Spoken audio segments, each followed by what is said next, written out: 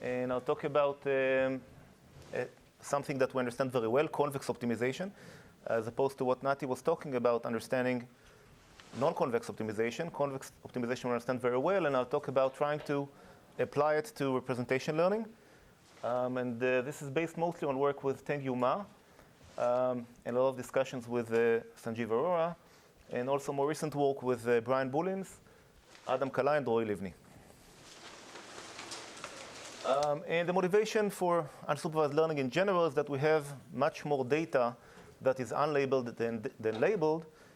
For example, if we're talking about text, then the Wikipedia corpus contains 6 billion tokens, whereas we have supervised data sets that were collected by hand.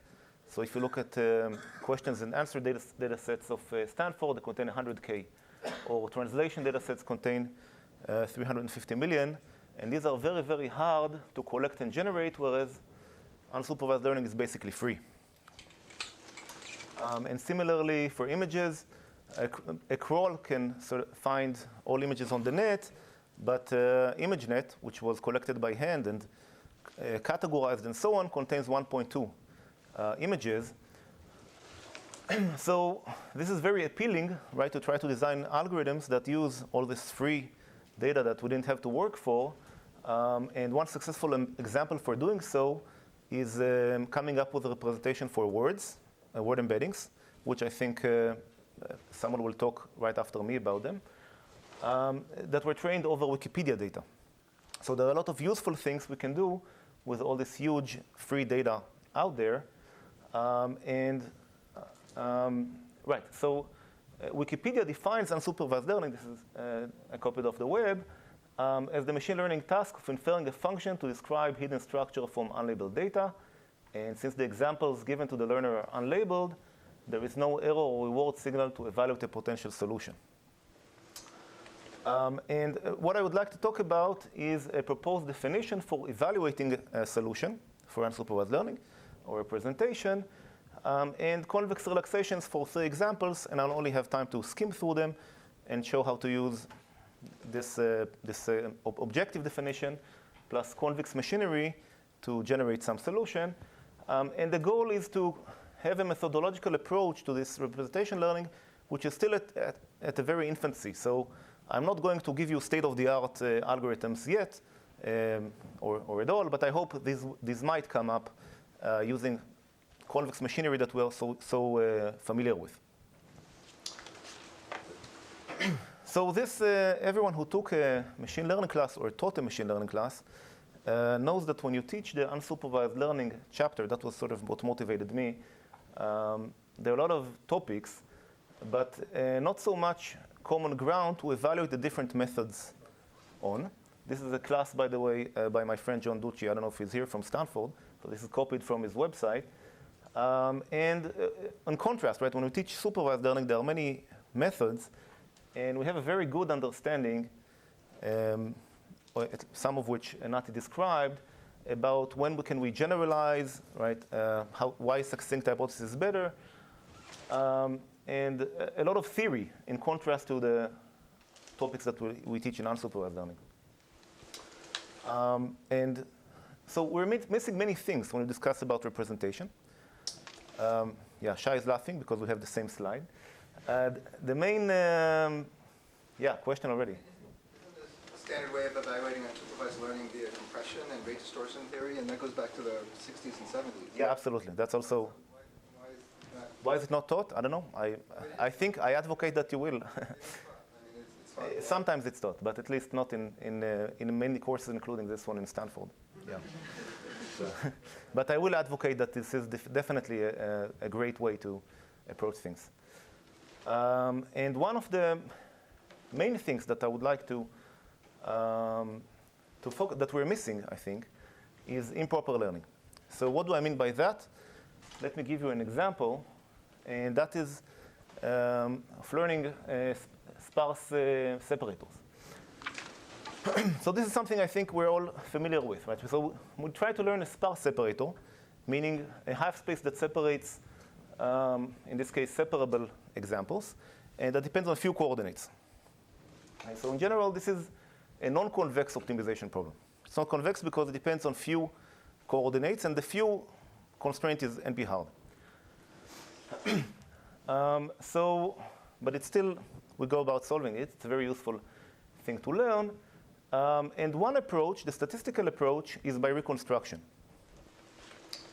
So in this approach, we make assumptions about the data, both structurally and generative assumptions. And under these assumptions, we can actually learn a sparse separator in polynomial time. There's sort of a huge literature in statistics about when can we recover a sparse separator if one exists under various assumptions on the input. Then there is another approach, and so this is a distinction I would like to make, which is actually to forget about the hard constraint and learn a dense separator with a relaxed notion of sparsity. Okay, so we're actually going to learn a dense separator. Instead of minimizing the sparsity, we'll minimize the L1 norm of the data. And if you do it correctly, you can actually achieve comparable sample complexity and even better generalization guarantees. Okay, so this is known as lasso, right? So that's one example. The other example, which Nati talked about, so thanks to Nati, is that of matrix prediction or matrix recommendation systems, where we're trying to complete a matrix. And then again, there are two approaches. One of them is low-rank reconstruction. So assuming that this matrix actually came from a generative world where these entries are generated by low-rank matrices. And there is a whole huge body of work about sparse reconstruction and compressed sensing in the matrix world by Candace and Recht, amongst others, that is able to recover the underlying factors under statistical assumptions. Okay. But there is a different path we could take to this. So this is, again, an NP-hard non-convex optimization problem in general. And starting from, third time we're mentioning Cerebral's thesis today, so starting from his thesis, and a lot of follow-up work, there is another approach of convex relaxation. So we can say we're going to relax the non-convex objective here to something convex. And this will give us, so Nati mentioned the trace norm or nuclear norm, and this will give us polynomial time algorithms with only better guarantees. And we lose basically nothing. So we get efficient algorithms, convex landscape, which we understand very well, can reach a global minimum efficiently. So this arrow, I argue, almost doesn't exist in unsupervised learning. And that's what I would like to talk about. So, right, so the results I want to talk about there are three examples of cases where we can take the other arrow. So instead of taking the generative approach and talk about the landscape of the non-convex function, we can do convex relaxation. And the first problem I would like to describe is algebraic manifolds. I'll only mention in brief dictionary learning, and if we have time, word embeddings.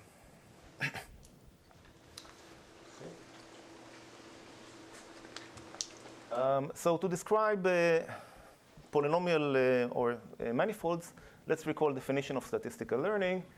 And we say, so this is a classical textbook definition. So a hypothesis maps data to prediction, and we have a loss function, which is, I'm going to assume, is convex.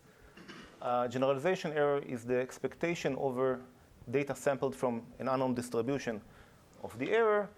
And we say that the hypothesis class is learnable if an algorithm, after seeing polynomially many examples, with high probability generates a hypothesis that has low error on unseen data. Right? So this is just to remind you the definition. And we can make a similar, identical definition for unsupervised learning, coming from rate distortion theory, minimum description length, and so on, compression literature. And that's the definition I'm going to use. So assume now that we have a distribution over data which is unlabeled. Okay. We're going to consider hypotheses that are pairs encoder-decoder and evaluate a loss. So a loss function is going to be composed of two parts, reconstruction error and description length. So this can be any norm And so the norm here over f is again can be measured in bits or other form of compression. And I can define exactly the same notions in supervised learning. So the error is over the world is the expected error. Now this doesn't have any label in it, right? So you can talk about error over the data and say exactly the same as before. A hypothesis class is learnable if, after seeing few examples, we can reach error comparable to the best in hypothesis class. Questions so far? So what are these norms? It seems that a crucial thing is how do I define these norms in this equation? Yes, exactly right. So this is very important and similar to supervised learning, right, that the loss function is very important, so in unsupervised learning. The norms that I'm going to choose are those that were already chosen essentially by the people who designed the compression, the unsupervised learning hypothesis that we talk about. For example, in dictionary learning, these are taken to be Euclidean reconstruction error and sparsity according to the number of components, or in PCA also, the number of components versus minimum square error, and so on. So you can look at the various notions that were defined in the literature, and each one of them advocates for a different norm. So I'm not inventing any new norm, even though you could, if you want to think about them. I think what Shai is alluding to is that it is hard to define these norms, and this is very true. It's harder than in the supervised world, I would say. Yeah. Any other question? Is the error including that regularization, or what do you mean by usually hard constraint? Oh, okay. So this is exactly the same as in supervised learning. So you define a loss function, and you want to minimize the loss without regularization. Okay. Okay. So it makes sense to, this just simplifies notation to have one loss function as opposed to two goals, compression and reconstruction. And in fact, people have studied it, as Jeff was saying, for a long time in the minimum description length literature, how to trade off these two things in an optimal way. So it's kind of convenient to put them in the same function. But you could separate out. For example, in PCA, many times you are trying to find the best k components of the data. So you have a hard constraint on the number of components as opposed to a trade-off. Okay, cool. So, right, so this is essentially, has been called in various names, ray distortion theory in the information theory literature and minimum description length by Rissanen from the 70s. And this definition, just to say the rationale here, is to find a succinct representation that will, one, ensure low sample complexity, because if you can represent your data in a succinct way, you're going to have lower sample complexity in future tasks, and you will have better computational properties, right? If I represent your data in a much more succinct form, you can run more complicated machines over it in the future. So why reconstruction? So one can show, and this is actually pretty easy, that if you have a Lipchitz loss function and margin in the future task that you want to learn, then low reconstruction error is sufficient and necessary to be able to learn in the future. Okay.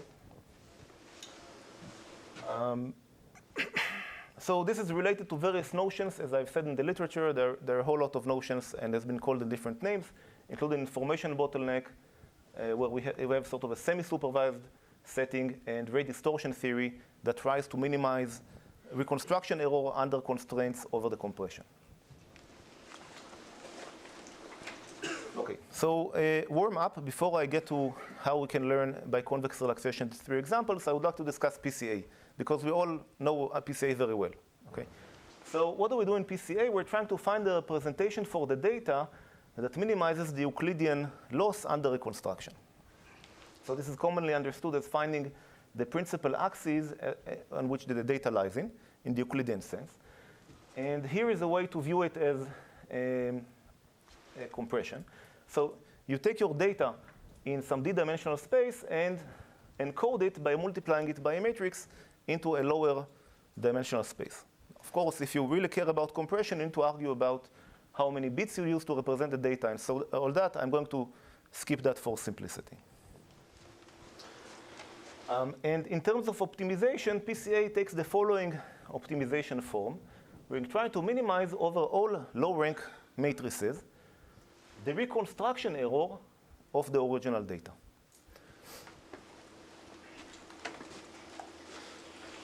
So one can think of it as encoding, decoding, and linear encoding and linear decoding. Here is the optimization formulation if we try to think about it this way. And it is known that so it's actually kind of magical because this is a non-convex optimization problem, but it is still solvable efficiently by magic of linear algebra. So we can solve this learning problem efficiently, and the sample complexity is k over epsilon squared, which means if you see k over epsilon squared data points, you're going to, over any future data point that comes from a distribution, you're going to have the same reconstruction error as you had on the training set, up to epsilon. Okay? Just standard generalization error theory, but for a representation. Okay?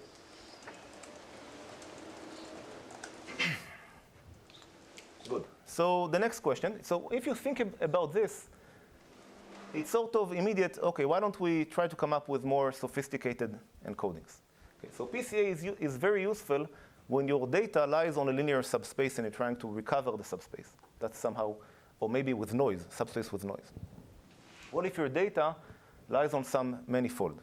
Okay, so algebraic manifold is defined as a data that when you, this symbol means you tensor it with itself r times, so you take all moments of the data, and it satisfies some linear equations in the polynomial sense. Okay, so when you take your data, tensor it with itself r times, it satisfies some linear equality constraints. We said, in this case, we say it lies on a polynomial manifold or algebraic variety, it is also called.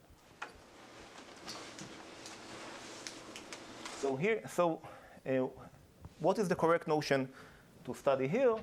And that we call spectral autoencoder.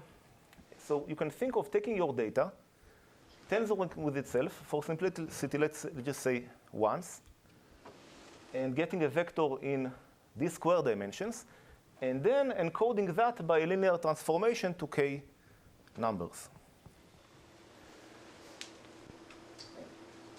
So the encoding is a linear encoding over the data tensored with itself. Sorry, this became the plus, and is it supposed to be a tensor product, the plus? Yeah. This is the tensor product of x with itself. Okay.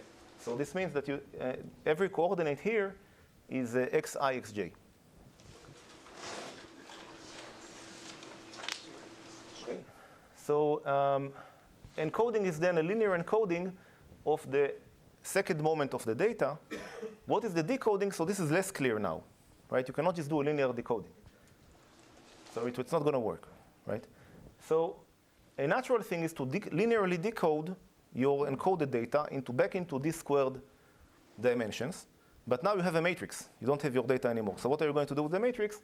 The best thing to do in terms of reconstruction error is to take the leading eigenvector, because this way you use the entire matrix, as opposed to just a few coordinates. Okay? So the rationale is that if the linear encoding is preserving the original data, then we have a preservation of x tensor itself, and taking the largest eigenvector of x tensor itself will give us x. All of this, by the way, can be generalized to higher moments. So this is related to kernel PCA, but kernel PCA, those of you who have heard, essentially reconstructs x tensor 2. So it's not an encoding of the data itself, it's an encoding of the moments of the data. And you can write an optimization problem now. So analogously to PCA, right? You can think of minimizing over all quadratic encodings. So this is linear encodings in the tensor space of your data, reconstructing them, and reconstruction by largest eigenvector and Euclid mean square error compared to the original data. So this would be the optimization problem if we try to minimize the reconstruction error over this class of hypotheses, of unsupervised learning hypotheses. And this is a non-convex optimization problem, yeah. Clarify. AX is a map from the original space which takes products of coordinates. Yes, yes. And what is A plus? So A plus is the pseudo-inverse. Right, so A is not a full rank matrix because it maps D squared to K. You can think of K as very small. And this is the pseudo-inverse of A, which means that you multiply it by A, you get a partial identity matrix. So in the formula below, you have the first x should be x to the r? Yes, that's right. Yeah, I apologize, yeah, typo. Okay. Any questions? So this is a non-convex optimization problem, and that's the first place we can see something that is non-trivial, right? So this proper learning here is maybe hard because it's a non-convex optimization problem, but we can still do something by convex relaxation. So so you can prove sample complexity bounds for this. That's not hard, but a theorem is that this class of hypotheses is actually learnable if we enlarge the encoding a little bit, improperly learnable. So direct optimization is hard, but you can relax it. Very similarly to what Nati has described for matrix completion. So instead of taking A inverse A, we can put a rank or a nuclear norm or a trace norm constraint over the product of A and A inverse, and optimize instead of the Euclidean norm, the operator norm in the X squared space. So this is a convex surrogate. One can show that it always upper bounds this loss here, but this we can now optimize in polynomial time.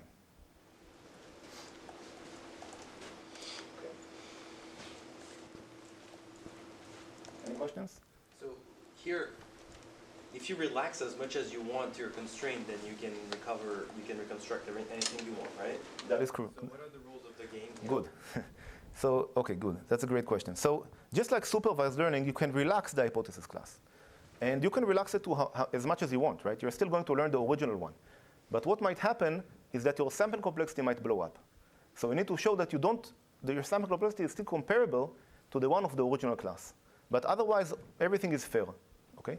So indeed, one can show that the sample complexity, instead of k, becomes k to the 4 in this case. Okay, so there is a polynomial loss in sample complexity, but we gain polynomial running time. So this is similar to what happens for matrix completion, the lasso. Maybe the lasso is the simplest example, right? We lose in sample complexity, logarithmic amount, as you well know, but we gain running time, polynomial running time. Yeah? In supervised learning, when you're doing proper learning, there is a good intuition why this makes sense. Because you only care about, at the end of the day, you only care about predictions. Right. So if you give me good predictions, good generalization, then fine. But here, what is the notion of prediction? What are you doing this for? Right. So the generalization is reconstruction error. And I claim that low reconstruction error will allow you, if you have reconstruction error close to 0, you will be able to learn anything that you could have learned before the compression. So you get a more succinct representation, which will have better sample complexity and computation, and you do not lose in terms of predictive power.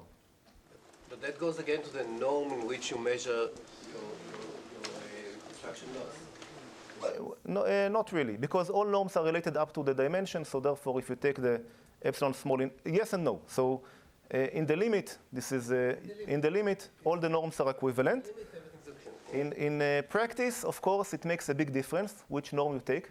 And some norms are better for certain types of data than other norms. For text, you want to use the relative entropy compared to the original distribution over words. And for images, you might want to use something else.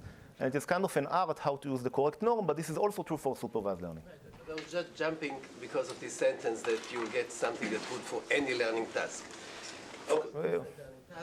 Yes, depends on the norm. No, I don't think the norm is the issue.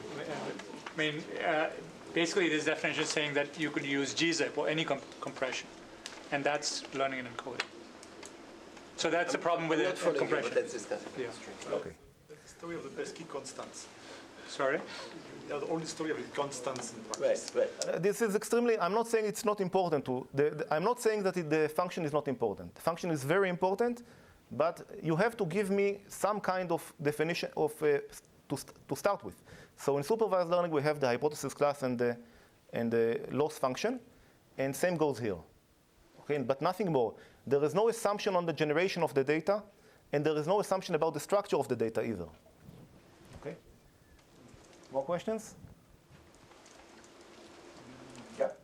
This is a general question, but since time is running out, I want to ask it now. So this will give you good generalization error whether the data is bad or not.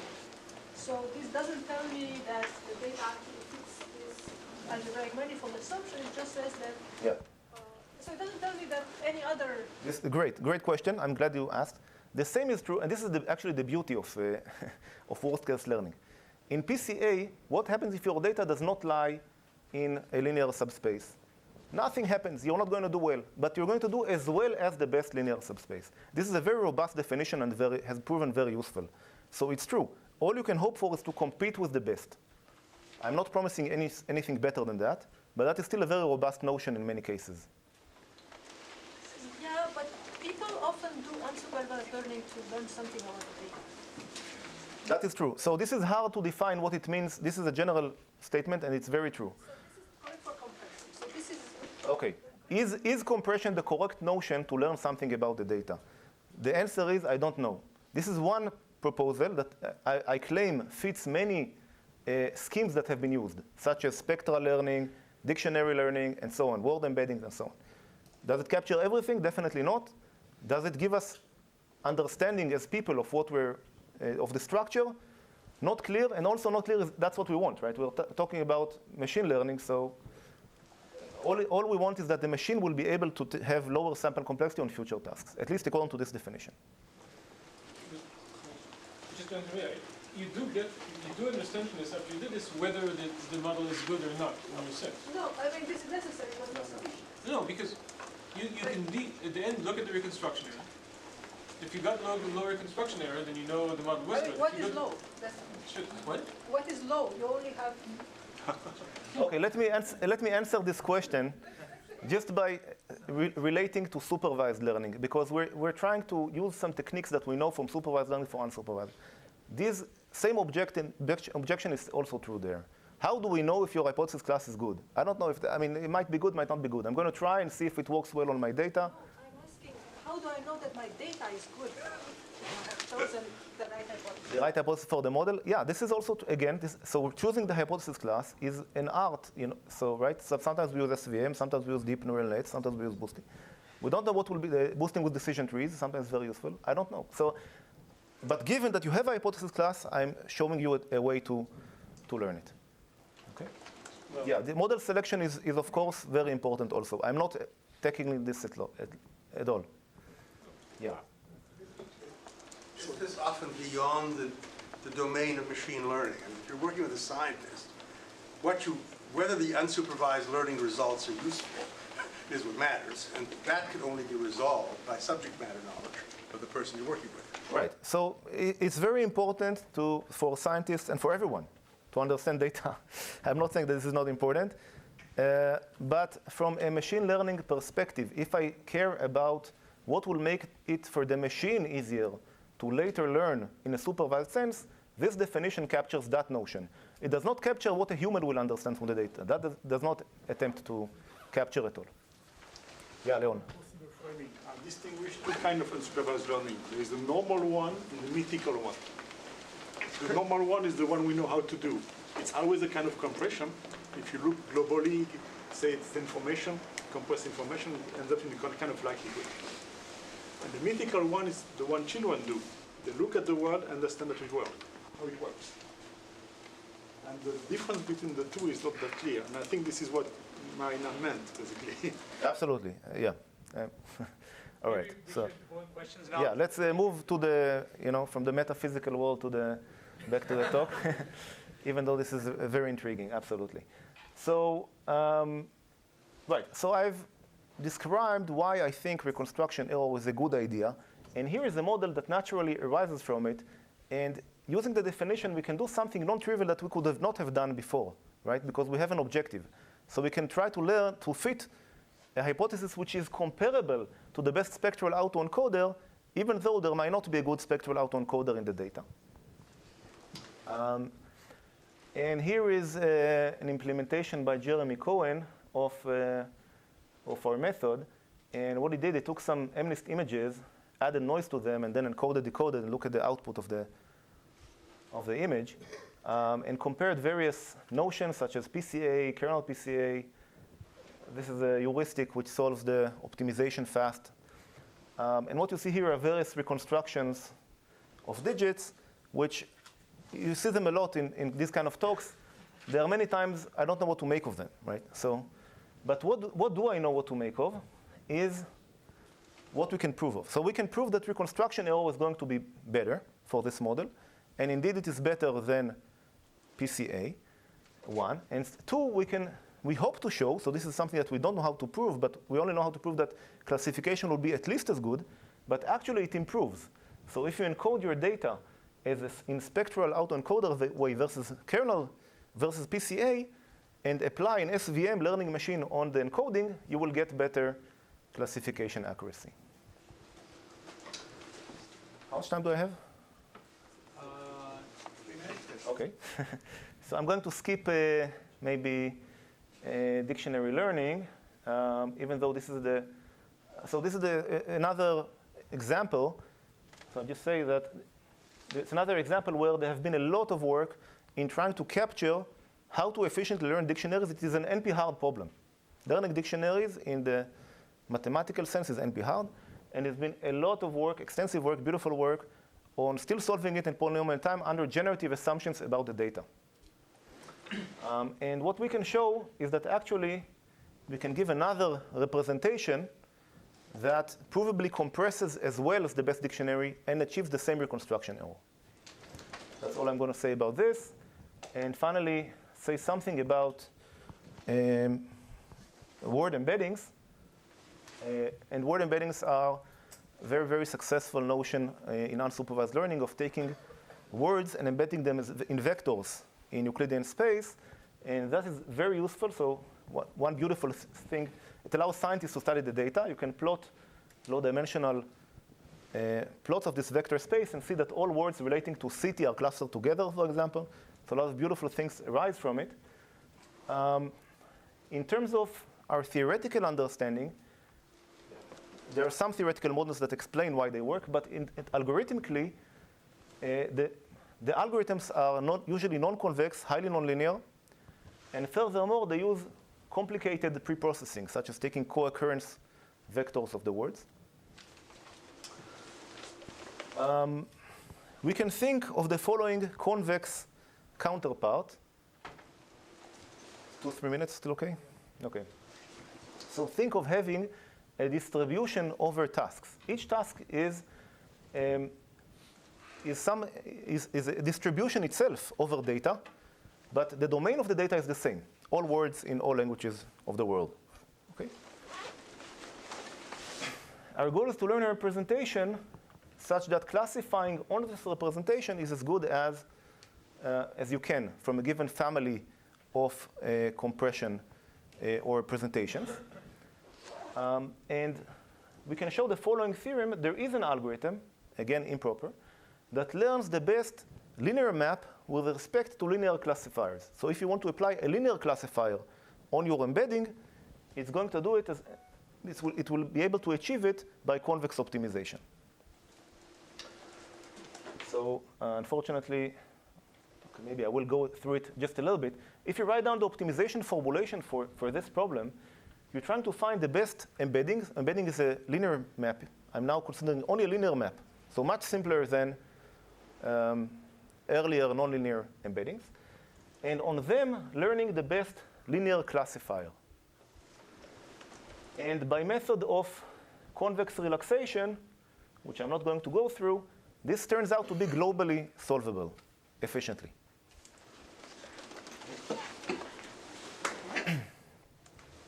So, I'm going to skip the graphs. because I think I'm out of time. But those of you who are interested, I'm happy to show you some, to give you more details later on. Right, so unsupervised learning is a machine learning task. This is how I started the talk, since the examples given to the learner are unlabeled, there is no reward or error signal to evaluate a potential solution. And what I advocated for is to evaluate the solution by succinctness and reconstruction error.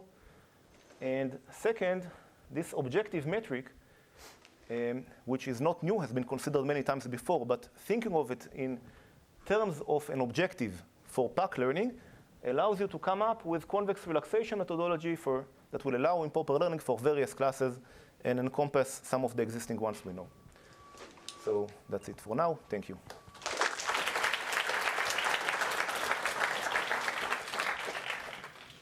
We're now on coffee break, and you can come up here and ask.